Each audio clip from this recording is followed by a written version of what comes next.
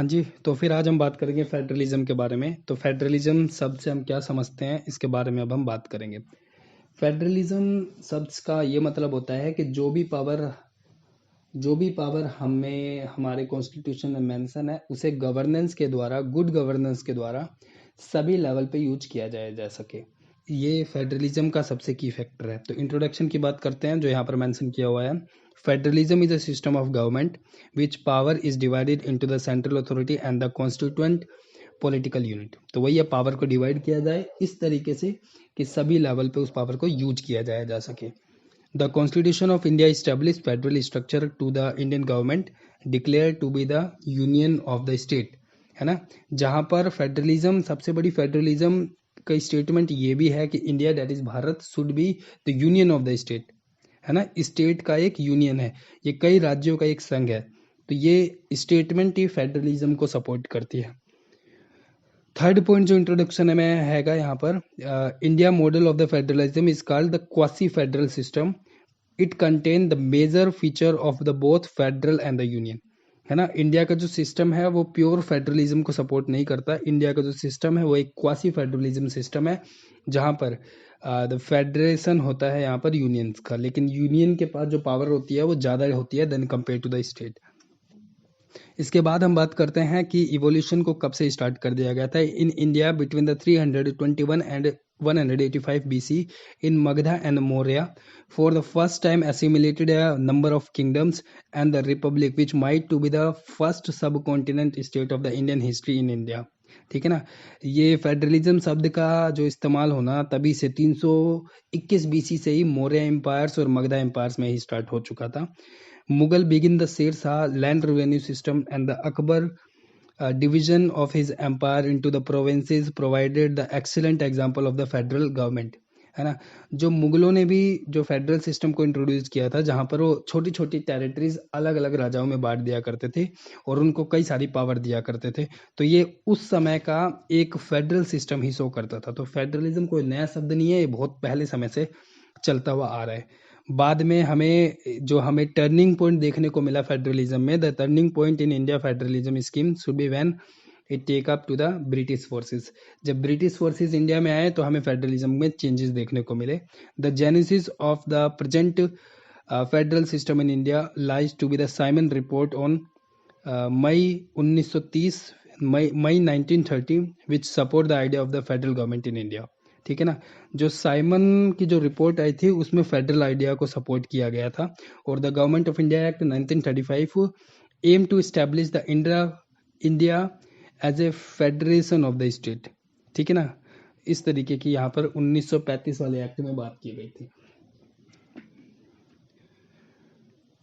तो इसके बाद हम बात करते हैं कि जो कॉन्स्टिट्यूशन के जो कैरेक्टर्स होते हैं उसके बारे में हम बात करते हैं। The dual government, that national government and the regional government.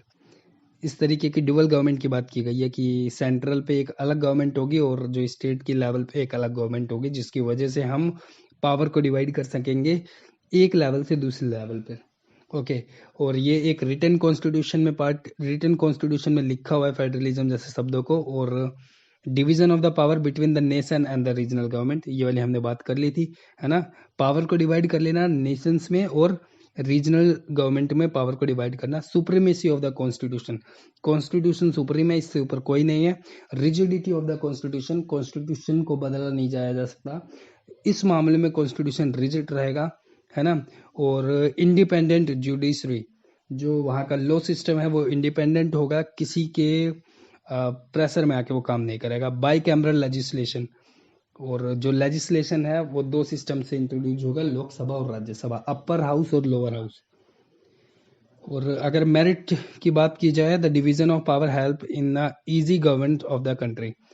Power को डिवाइड करने से वो कंट्री को गवर्न करना आसान हो जाता है, तो इसलिए हम लोगों को डिवीजन ऑफ पावर की जरूरत पड़ती है।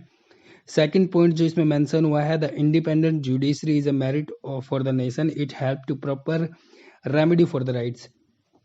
और जुडिशरी अगर इंडिपेंडेंट रहेगी, जिसकी वजह से जो प्रॉपर राइट है हमारे सिटीजन्स के वो भी मेंटेन रहेंगे।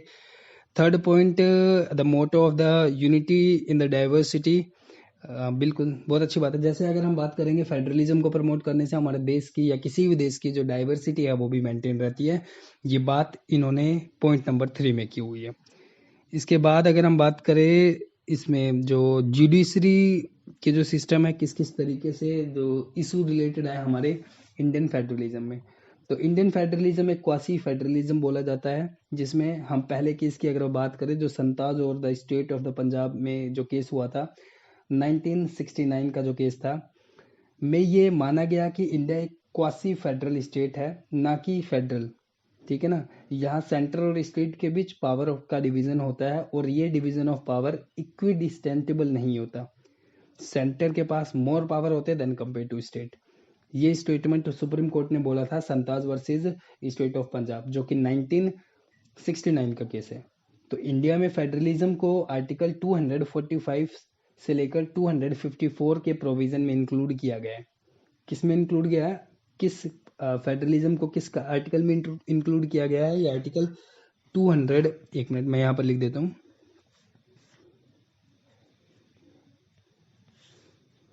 आर्टिकल 245 से लेकर फेडरलिज्म को आर्टिकल 254 तक एक्सप्लेन किया हुआ है हमारे इंडियन फेडरलिज्म को, हमारे कॉन्स्टिट्यूशन को। अब हम बात करते हैं मेन आर्टिकल्स। जो आर्टिकल है 263, उसमें इंटर स्टेट काउंसिल को बनाया जाए ताकि स्टेट और यूनियन के बीच बिजनेस को एक इफेक्टिव ट्रांजिशन हो सके और इसके बीच के डिस्प्यूट को सॉल्व किया जा सके। फिर आर्टिकल 280 में एक्सप्लेन किया हुआ है ना। हमने अभी बात करी क्या चीज, आर्टिकल 263 की। आर्टिकल 263 में हमने ये बात करी कि जो इंटर स्टेट काउंसिल बनाया जाए ताकि स्टेट और यूनियन के बीच बिजनेस को एक इफेक्टिव ट्रांजिशन मिल सके और इसके बीच डिस्प्यूट को सॉल्व किया जा सके आर्टिकल 263 के अकॉर्डिंग। फिर हम बात कर रहे हैं आर्टिकल 280। आर्टिकल 280 की हम बात कर रहे हैं।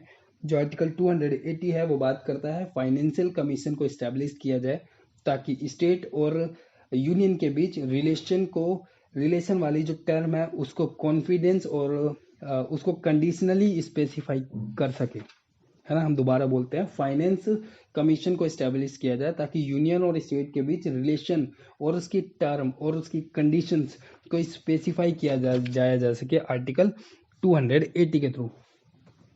अब फेडरलिज्म से रिलेटेड कुछ इंडिया के कुछ अमेंडमेंट हुए थे, कॉन्स्टिट्यूशनल अमेंडमेंट। कौन कौन से वो अमेंडमेंट हुए थे? वो अमेंडमेंट हुए थे 73rd कॉन्स्टिट्यूशनल अमेंडमेंट एक्ट। कौन सा? हम यहाँ पर लिखते हैं 73rd constitutional amendment act and 74th constitutional amendment act. ये हमारे फेडरलिज्म से रिलेटेड हुए थे। इसके थ्रू हम लोकल गवर्नमेंट के प्रोविजन को ऐड किया गया ताकि हम ग्रासरूट लेवल पर इंडिया की डेमोक्रेसी को बढ़ावा मिल सके। इससे फेडरल स्ट्रक्चर को ना केवल स्ट्रेंथन किया गया बल्कि इफेक्टिव भी बनाया गया इन अमेंडमेंट के थ्रू। हम दोबारा बोलते हैं कौन सी अमेंडमेंट के through? 73 amendment and 74th constitutional amendment act के थ्रू हमने अपने फेडरल स्ट्रक्चर को इफेक्टिव बनाने की कोशिश की। अब हम बात करते हैं कि institution that promote and aware the federalism.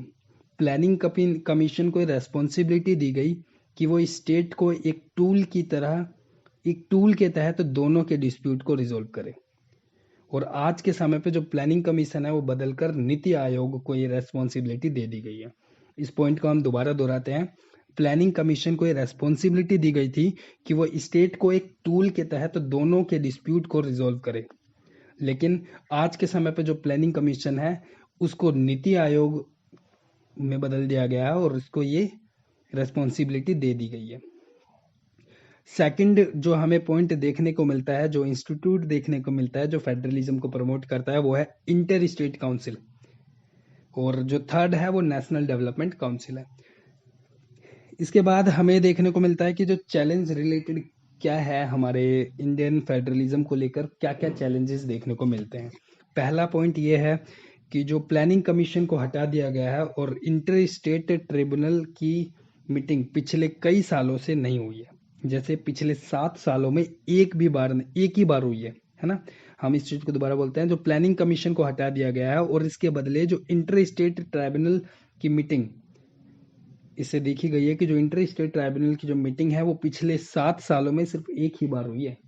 Second point की अगर हम बात करें जो हमें चैलेंज की तरह देखने को मिलता है हमारे इंडियन फेडरलिज्म में, वो है नेशनल डेवलपमेंट काउंसिल की मीटिंग पिछले 7 से 8 साल में एक भी बार नहीं हुई है ना। सेकंड पॉइंट हमने बात कर ली। और थर्ड पॉइंट ये है कि टैक्स रिजाइम की पावर सेंटर के तहत टिल्टेड होती है। जैसे जीएसटी के थ्रू जो टैक्स के कलेक्शन की जो पावर है वो सेंटर को ज्यादा पावर दे देते हैं than compare to the state, जो हमारे इंडियन फेडरलिज्म में एक क्वेश्चन को अराइज करते हैं। स्टेट का कंसल्टेंस पर कम स्टेट का कंसल्टेशन को कम करना और 370 को रिमूव करना और 3 लॉ जो आए थे हमारे एग्रीकल्चर को लेकर, जो फार्मर प्रोटेस्ट का कारण बने थे, जो ये इस बात को सबूत देता है, जो इस बात को एक्सप्लेन करता है कि लॉ को बनाने से पहले स्टेट की जो कंसर्न है उसको कम से कम लिया जाता है। यहाँ पर इंडिया के फेडरलिज्म को देखने को ये कई सारी प्रॉब्लम देखने को मिलती है। बीएसएफ के जुरिडिक्शन को असम, वेस्ट बंगाल और पंजाब में भी एक्सटेंड किया गया बिना किसी स्टेट लेजिस्लेचर को कंसल्ट किए हुए, है ना। असलियत में जो बीएसएफ को वेस्ट बंगाल में भी इंट्रोड्यूस कर दिया गया, असम को में भी इंट्रोड्यूस कर दिया गया और पंजाब में भी इंट्रोड्यूस कर दिया गया बिना किसी स्टेट लेजिस्लेशन को कंसल्ट किए हुए। तो स्टेट लेजिस्लेशन को कंसल्ट करना चाहिए था, इसी रिलेटेड इंडियन फेडरलिज्म में ये चैलेंज देखने को मिलता है। उसके बाद जो अगला पॉइंट है, न्यू एजुकेशन पॉलिसी भी एक इंक्रोचमेंट है to autonomy of the state, एक एग्जांपल है ना। इंक्रोचमेंट है न्यू एजुकेशन पॉलिसी भी। कोविड-19 जैसे अनप्लैंड लॉकडाउन में फेडरलिज्म स्ट्रक्चर को प्रमोट नहीं किया नहीं किया गया था, जिसमें हमने देखा गया कि जो सेंटर की जो पावर थी, हमने देखा कि वहां पर जो टैक्स कलेक्शन की पावर थी, जब कोविड-19 के समय स्टेट को पैसों की जरूरत थी, उस समय जो सेंटर था उस सेंटर ने स्टेट को अमाउंट प्रोवाइड नहीं किए थे। ऐसा स्टेट का कहना था कि उस समय जो बहुत जरूरी था, जिस समय कोविड-19 के समय पर स्टेट को बहुत पैसों की आवश्यकता थी, लेकिन टैक्स कलेक्शन की जो पावर थी, जो ऑलरेडी सेंटर ने स्टेट से छीन ली थी in the sense like centre की तरफ वो पावर ज्यादा टिल्टेड थी और स्टेट के पास पैसा नहीं था मैनेज करने के लिए कोविड-19 सिचुएशन को। डिजास्टर मैनेजमेंट एक्ट में के थ्रू जो होम मिनिस्ट्री ने इन्वोक करके स्टेट के अंदर इम्पोजिशन लगाए, उसको फेडरलिज्म के अगेंस्ट माना जाता था। अगली जो बात हम करते हैं, वे फॉरवर्ड क्या है इस चीज से रिलेटेड, और हम इससे सॉल्यूशन देखेंगे, वे फॉरवर्ड देखेंगे। India that is Bharat is shall be the union of the state. तो इंडिया होल्डिंग टुगेदर फेडरलिज्म का एक एग्जाम्पल है। ये हमें इसके पॉइंट 1 में एक्सप्लेन किया है।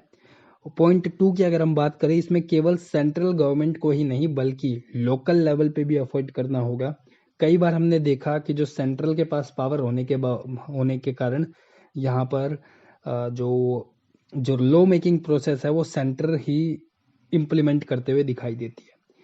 और थर्ड पॉइंट है, इंटर स्टेट रिलेशन को स्ट्रेंथन करना भी बहुत ज़्यादा जरूरी हो जाता है। कॉरपोरेशन होना चाहिए, प्रॉपर कम्युनिकेशन होना चाहिए स्टेट गवर्नमेंट के बीच और सेंट्रल गवर्नमेंट के बीच। इंस्टीट्यूशन को प्रॉपर यूटिलाइज होना होगा और प्रॉपर फंक्शन मशीनरी की तरह यूज करना चाहिए, ना कि उसे बनाने के बाद छोड़ देना चाहिए। जैसे कि हमने बात करी थी 2 कमीशंस की, जैसे प्लानिंग कमीशन है जिसको हटाकर नीति आयोग को ये रेस्पॉन्सिबिलिटी दे दी गई थी, जिसकी मीटिंग पिछले इंटर स्टेट ट्राइब्यूनल की मीटिंग जो हुई थी पिछले 7 सालों में केवल एक ही बार हुई। मतलब ये मशीन बना दी जाती है लेकिन उस मशीनरी को इस्तेमाल नहीं किया गया था। नेशनल डेवलपमेंट काउंसिल की जो मीटिंग थी वो पिछले 7 से 8 साल में एक भी बार नहीं की गई है। तो ये इनको एक्टिव करना होगा और समय समय पर इनकी मीटिंग प्रॉपर तरीके से की जानी चाहिए, जिससे हम इंडिया के फेडरलिज्म को और भी ज़्यादा अपहोल्ड कर सकेंगे और भी ज़्यादा फॉरवर्ड कर सकेंगे, और जो पावर होगी वो स्टेट गवर्नमेंट और सेंट्रल गवर्नमेंट में ठीक तरीके से यूटिलाइज हो पाएंगी अलग अलग लेवल पे।